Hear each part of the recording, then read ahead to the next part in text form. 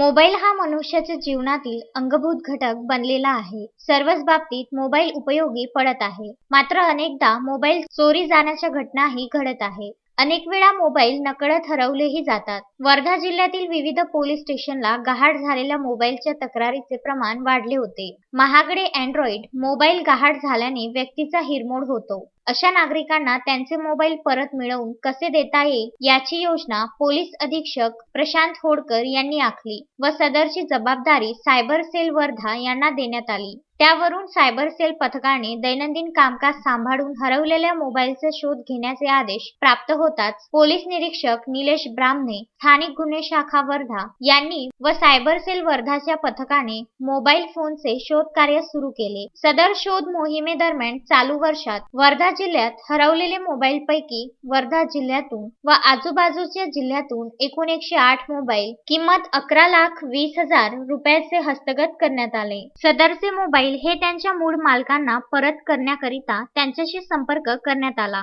व पोलीस अधीक्षक कार्यालय वर्धा येथे मूळ मालकांना बोलावून त्यांना सुपूर्द करण्यात आले. या कार्यासाठी संपूर्ण पोलिसांचे सहकार्य लाभले. अश्विन शहा, विदर्भ न्यूज, वर्धा.